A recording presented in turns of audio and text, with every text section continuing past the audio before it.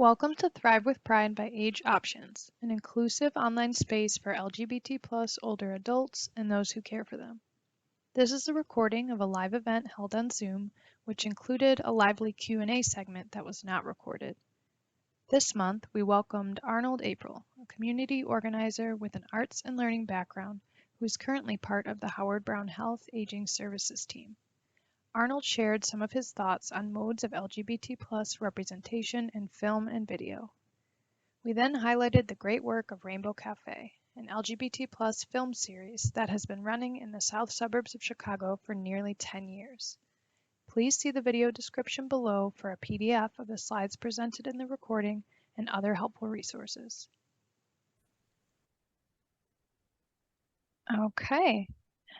So I want to welcome you all again to the August 2023 Thrive with Pride online plenary. Today we have with us Arnold Aprill, who is the Community Connection staff member of the of the Aging Services team at Howard Brown Health. 71-year-old gay man, he comes from a background in community organizing in the areas of public education and prison reform. He is a writer and an award-winning theater director and has worked locally, nationally, and internationally to advocate for equitable access to the arts as a social justice right. He was the co-director of The AIDS Show, a script he brought to Chicago to raise money for the Chicago AIDS Foundation early in CAF's history. So without further ado, I will turn it over to Arnie Aprill, who's going to share some of his thoughts about LGBT representation in film and video. And I'll lock the meeting now. Okay. All right. So I put this together because I've been thinking a lot about the impact of media on my own identity formation. So I'm going to run through really fast a whole bunch of different categories of LGBT plus representation. I tried to focus as much as possible on representation of us older folks. And there's no pretense that this is all-inclusive. There's big gaps. And the purpose of wanting to share this is so that all of us had access to a bunch of films and videos that we might want to use for discussion in our own groups, in our own cafes. And then all the films and videos that I have listed in this presentation are all available either through streaming services or through YouTube. So I didn't try to include anything that you didn't have access to. Okay, so let's move on to the next slide. So Nina, yeah, here we go. All right. So first of all, there's a bunch of great documentaries, and I put the dates of the stuff. So How We Got Gay is out now on Amazon Prime. I learned a lot of things about the gay liberation movement that I didn't know. I cannot recommend enough the film of The Celluloid Closet. It really is, to me, the best analysis of LGBTQ plus representation in media. Word is out. I really recommend that people take a look at it. It was recorded in 1977. And there are stories of people's resilience and survival from that early period that just knocked my socks off. I really recommend that. The Death and Life of Marsha P. Johnson is about the murder of Marsha P. Johnson, who was one of the lead people of the Stonewall Uprising. Very good piece. And I have not seen this new access to Before Stonewall, which is supposed to also be a really wonderful documentary. So that's documentaries. Okay, next. All right, so I saw some films that showed me some positive older gay representation. Carol, Kate Blanchett plays an older gay woman. Wonderful film, gay male director.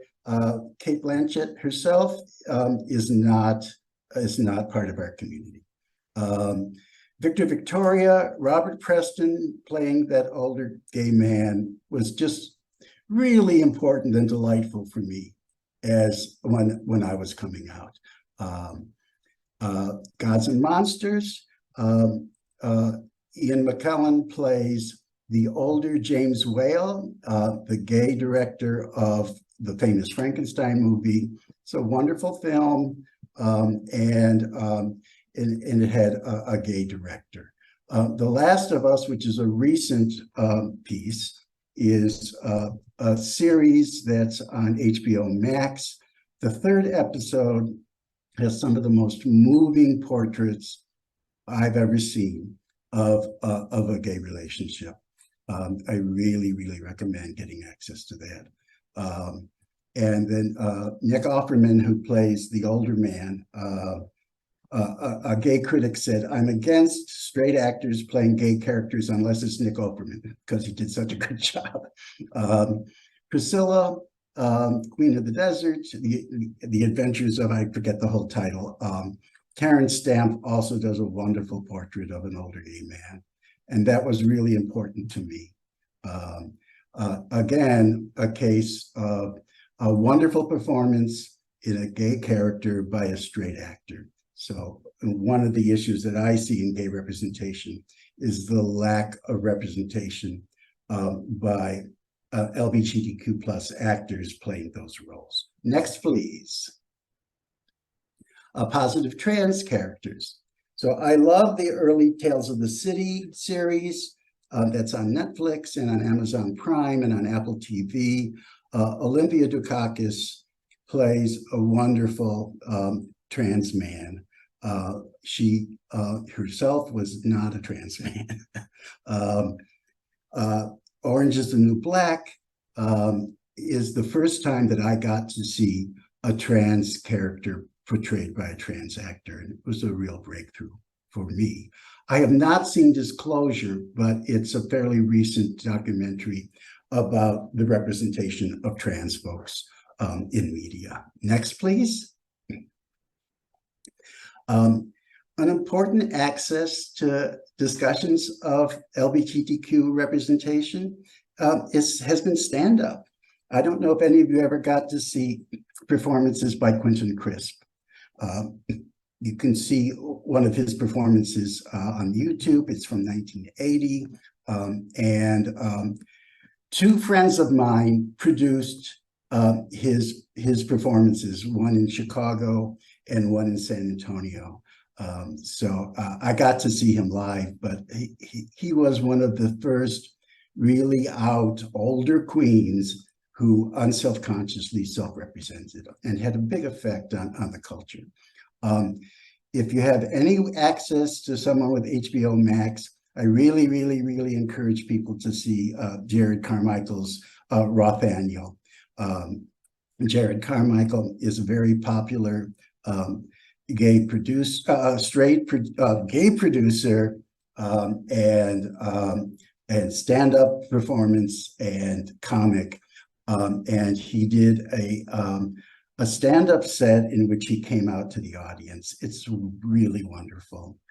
And Hannah Gadsby's Nanette is also, she's a very popular Australian stand-up comedian. And Nanette which is on Netflix, is a really, really brilliant critique of how people turn their painful experiences into comedy, and what are the upsides and downsides of doing that. It's pretty wonderful. I recommend it very highly. Next, please. So there are a lot of films, some of whom I really love, that the adaptations erase the original LGBTQ plus subtext in the films. So I love Strangers on the Train, the Hitchcock film. The original short story was about two gay men who are attracted to each other on a train and decide to murder each other's problematic person in their lives. And then they do it. In the Hitchcock film, one of the characters is coded as gay and the other is coded as straight. and the straight guy is not a villain, and the gay guy is a villain, and the straight guy doesn't want to commit a murder. It's a wonderful film, but it's very interesting to me that it came from a very different story. Rope is Hitchcock's film about the Leopold and Loeb murders, where two U of C students murdered a fellow student just to see if they could get away with a murder. Jimmy Stewart played a teacher of those two students, and the character is gay, but Hitchcock told the whole crew not to let Jimmy Stewart know that his character was gay. The sexual relationship between the two young murderers and the teacher is not explicit, but it's the subtext of the film. Cat on a Hot Tin Roof, the movie is so weird because the big problem is that Paul Newman's character is gay, but when they made the film, they just cut that out. So you don't know what the problem is. So it's very weird. And I love the movie of Fried Green Tomatoes, but the fact that the two main characters had a lesbian relationship is just deleted from the film. And a lot of folks are really pissed about that. Next, please. I want to recommend two films about gay pirates. Our Flag Means Death is on HBO Max. If you get access to it, it's based on a historically accurate portrait, but it's done in a very comic, wonderful fashion of a British aristocrat who was gay, who just decided on a whim to become a pirate. He formed a relationship with the famous Blackbeard, who was, he really historically did work with. It's a wonderful, wonderful film and very wonderful LGBTQ plus representation. There's a wonderful trans character in there as well. Stardust is one of my favorite films. De Niro plays a cross-dressing pirate who's cross-dressing in secret. He doesn't quite pull it off, but I love the fact that his whole crew, pirate crew, knows that he's a cross-dresser, and he doesn't know that it's fine with all of them. It's really quite fun. Next, please. Evil Lesbians. So this is a very troubling film where Judi Dench plays an older lesbian who tries to seduce and torment a younger teacher. She's an older teacher. It's a very disturbing film, and I love Judi Dench, but I really regret that she played that character. Rebecca, which is also one of my favorite films, it's also Hitchcock. The original story was that the husband of the new young wife murdered his previous wife because she was a lesbian. And in the remake of the story, the young wife is troubled by the fact that there's all these memories of Rebecca, the dead wife. Sort of the ghost of the dead wife haunts her. But the death was by accident, and it's finally is resolved between the two of them. So complete distortion of the original story. I've never seen Dracula's Daughter, but it's kind of famous as a horror movie in which Dracula's daughter is a lesbian vampire, and has some fairly explicit scenes of her interest in young women. Next, please. It always disturbed me, even when I was quite young, that almost all of the villains in Disney films are coded as gay. And I even think it's hilarious that we've got Ursula and Captain Hook in the same image. And a lot of these evil characters have a sort of lovable sidekick who's kind of in love with them. So there's Captain Smee, there's member of the crew, Mr. Smee, and the villain in Pocahontas clearly is coded as a gay character. And in the live action version of that film, he's explicitly gay. Next, please. There was a tradition in early Hollywood of women who had gay best friends. I recently watched Adam's Rib, and Katharine Hepburn's character has a friend who's heavily coded as gay, and Spencer Tracy character is jealous of her friendship with this person and explicitly says he's almost a woman, you know. Isn't It Romantic is a recent film that makes a satire of all the tropes in romantic comedies. And one of the tropes is when women are having love troubles, they have a gay best friend who they pour out their heart to. And in this, which deconstructs romantic comedies, she tries to go to her gay neighbor to pour out her woes. He's just not interested. Turns out he's a drug dealer, and lots of people come over to his house just to buy drugs. So it's kind of fun poking holes at the gay best friend trope.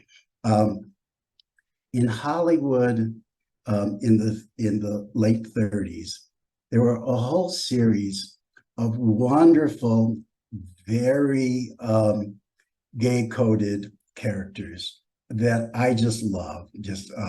They typically are fastidious, fast-talking, archly knowing, and otherwise sexless. They have no stories of their own.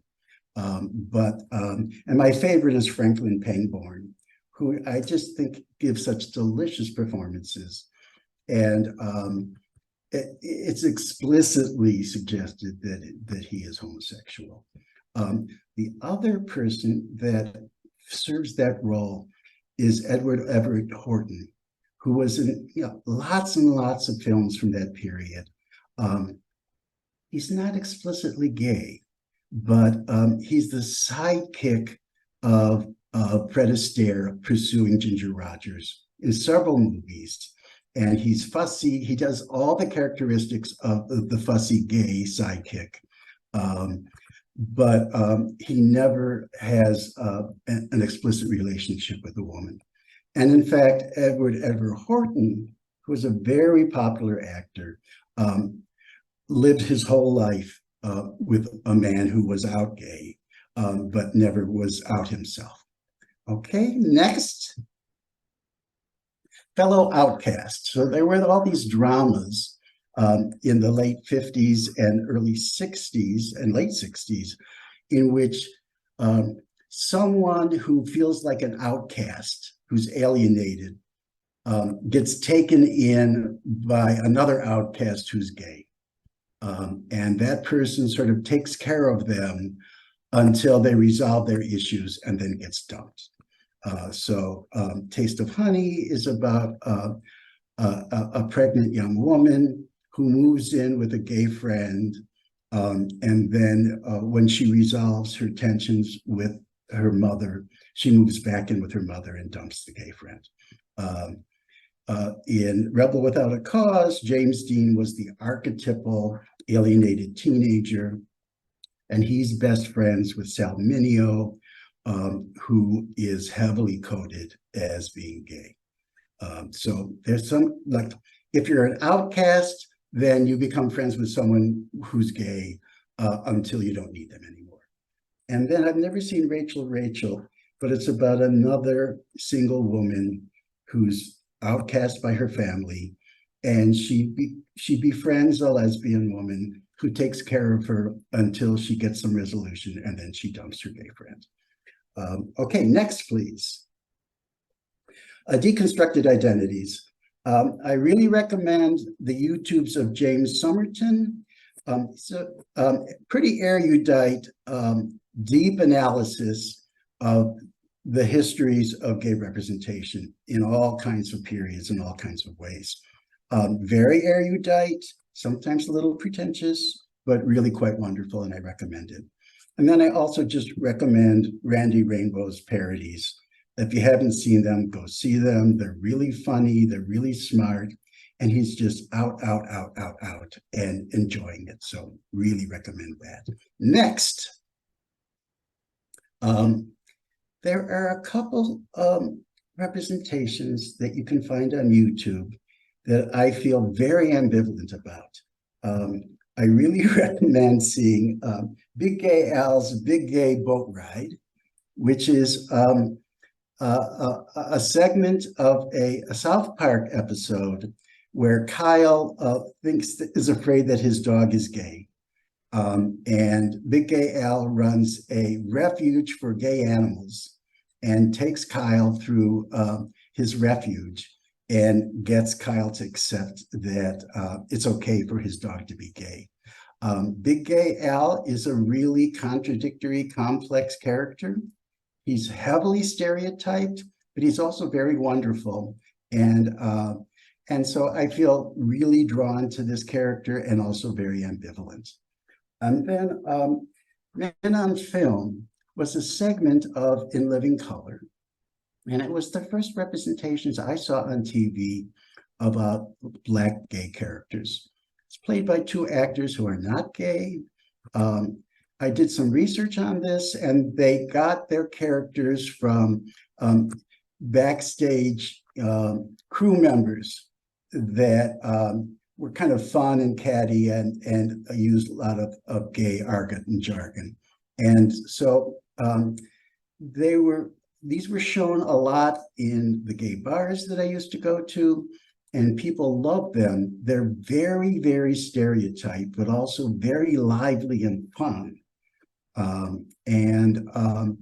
I'd be really interested in other people's thoughts about their own responses and their own ambivalence. As the series went on, they became a running gag throughout the whole life of the show. They became more and more exaggerated and stereotyped.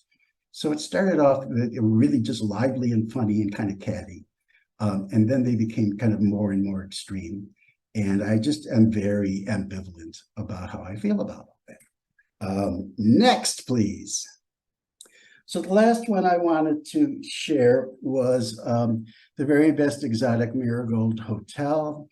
It is, for me, one of the most touching representations that I've seen in film of a love relationship between older gay men.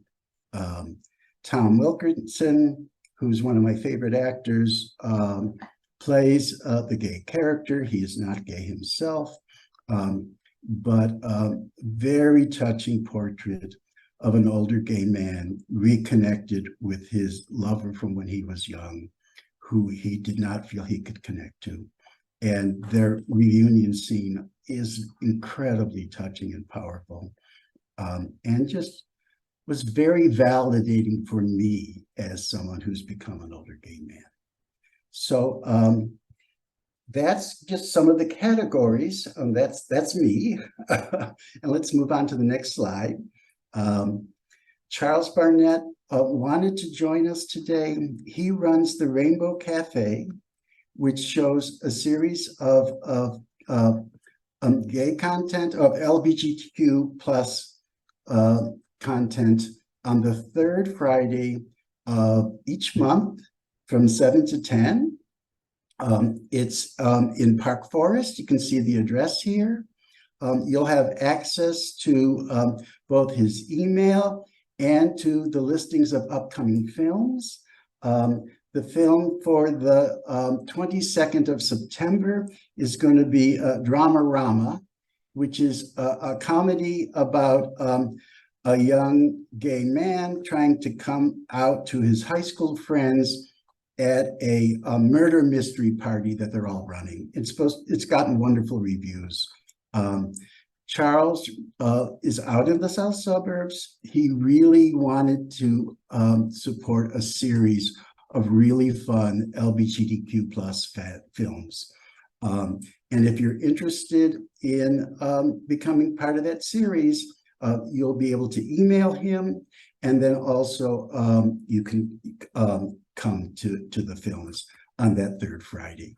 So ran through a whole long list of different categories that I've noticed in terms of representation. I'm really interested in hearing thoughts about what was missing from this, and also consider the idea of having discussions in your cafes about what kinds of media had an impact on people's identity formation in their own lives. I was very ambivalent about my own desire when I was young.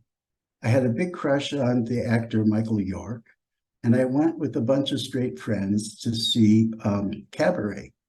And in that film, Michael York's character comes out, and I was kind of panicked because I felt like I'd been outed just by sitting in the film.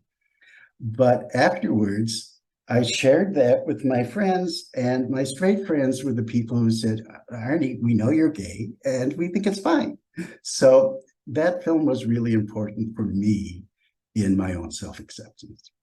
So that's kind of the presentation. I just wanted to share a bunch of range of categories of films that I had noticed, and I'm really interested in hearing what people have to say. Okay. Okay. Thanks again to Arnold Aprill for joining us this month. Don't forget to check out the video description below for slides from his presentation, other helpful resources, and a brief survey. We hope that you will join us again next month on September 26th as we welcome Avisery by AgeOptions to speak on preparing for Medicare Open Enrollment Period, including highlights of some of the key benefit changes, caveats, and costs. Before the event, we encourage you to visit our website to review their September 2022 presentation on the ABCDs of Medicare and review your current coverage. Bring your questions for our Medicare experts. Sign up to receive email reminders of future events at www.thrivingwithpride.org. And again, please don't forget to fill out our survey so that we can continue to provide and improve our programming. Thanks for watching.